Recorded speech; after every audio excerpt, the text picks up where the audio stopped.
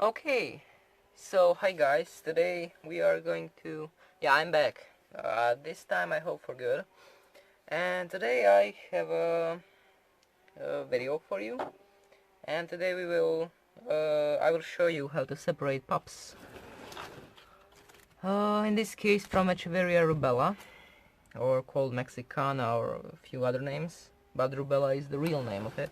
It is huge, as you can see.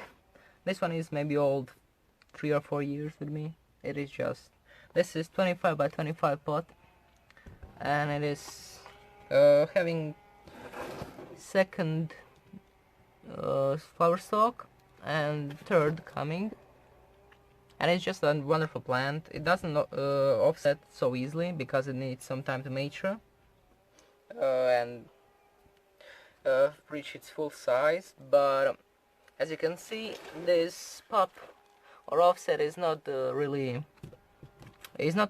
much space to have a nice rosette, so I will be removing it and planting it in its own pot, one of its own, and I will show you how to do it. So first, I need to clean up a bit because this one is real big and it's in the back of my table, so I don't get to it really much. And you want to remove these all leaves because they are a nice place for mealybugs to hide, or snails a lot. Maybe we'll find a few snails. I have a snail problem right now. These leaves are huge. I also found some spiders in here, but it's not necessary to remove them, but I like the look without them. I won't do it too much, just for me to be easier to see where the stem of the offset is. Okay, so now I have a knife because it's much easier with a knife than with scissors or gardening shears, whatever you have. It's much easier with this, but in cases when the stem is showing really easily, I go with the scissors. So first, you want to see where it's easier to get to the stem, and you want to get as much as the stem possible, or you can leave a piece of the stem and another pup or a few will come up back, but I won't do that because I don't really need pups. You can propagate really easily from these leaves on the stem. I grew one. I have more. This one is maybe half a year old or a year old from last time she flowered, and I have about 10 of these. So it's really easily propagate from the leaves. So looking at this, it's easier for me to go from this side, and you will get your knife. I'll try to show you. Maybe not the best, but so when you look here and remove all the leaves, you maybe can see a stem here showing in back, probably, yeah. So you will go as further to the main stem of the mother plant and will just make a clean cut. Okay, it's showing really easily here, and you will just cut it.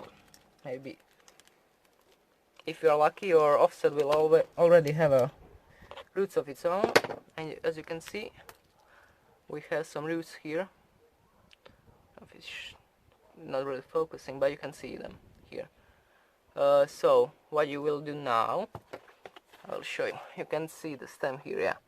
So I will just push some leaves back because she didn't really grow that way before, so the rosette looks nice. So now you have a nice rosette, and now what I do, you don't need to do this, but first I will pop off some of these leaves, mostly for propagation, because it's much easier to remove the leaves from younger plants than the big ones. They have a much smaller stem, so smaller surface on which the leaf is connected to the stem. and you'll just pop off a few. You don't need too much, but I would like to take a chance now when I can. Okay, so I'll do just a few so that I have a nice flat leaves on the bottom. I don't want them to be all over the place. Okay, just a few more. Yeah, already has a nice color. You can see this part was in the shade and this one was on the sun, and you can see the difference of the color. Okay, did not go as well. Okay, I will just get a few more. I like to propagate from leaves really easily. I want to have few of these. They are really nice. Okay, so now what you have? Okay, it it fell. I broke a tip, but it doesn't really matter. So now you have a stem. I will leave this. You have a stem, bit of roots, and a fresh wound. You could leave this. It already started to dry, but you could leave this maybe a day, 2 or 3 to dry and pop in the soil. But I will put it in the soil right now because we have some roots here and I don't want them to die. So what we'll do is get a pot of the, not too big because it doesn't have much roots, and you don't want too much soil. So first I have this soil mix. It is really dry, and I will show you a trick. So when you have a really dry potting soil that you used maybe a week or a few days ago, you just get some water, just a little bit, not too much. Maybe this is enough. So now it is like this, and when you mix it a bit, it'll be much easier to work with. It is a really nice technique that I found out because I hate working with dry soil. When you get wet hands and dry soil, it sticks really much. So now what you get is, you can see much, it's not wet, or it's just a bit moist, and this is enough. So now I won't fill it up to the top just because I don't need that much soil. Okay, like maybe a bit more. Okay, this is enough. I don't need to make a hole for it. So now you just pop it in like this. Some of the stem is showing, and I will cover just a bit of the soil, because if the root starts to grow there, it has some soil to get into. Same from the other side. And where you remove the leaves, there will get there the roots will start to grow from the nodes. That's also why you should remove some leaves.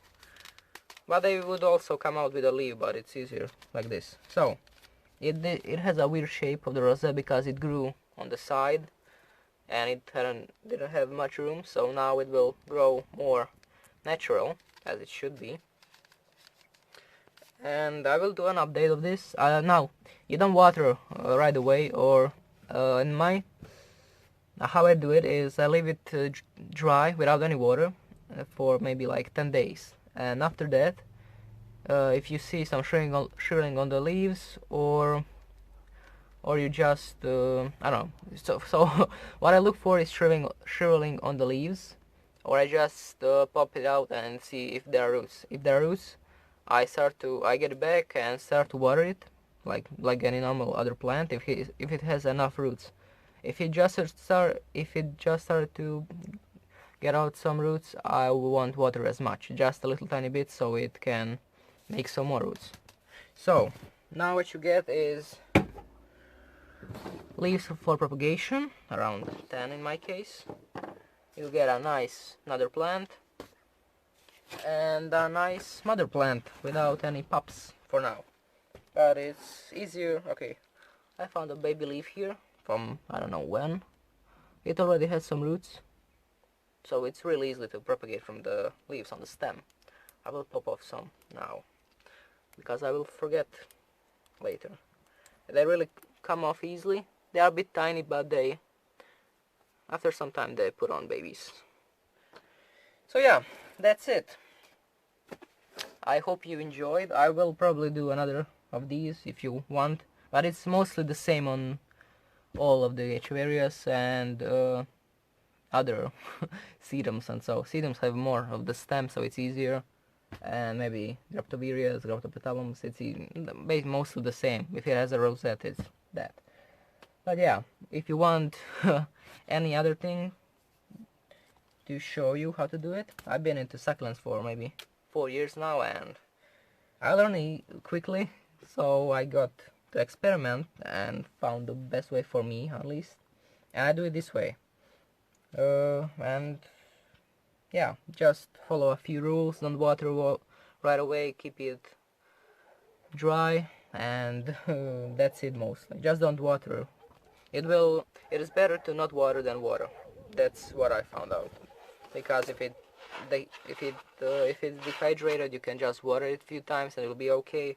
But if it starts to rot, it's most of the time not easiest to save. So yeah, this is the end, and I will see you next time. Bye.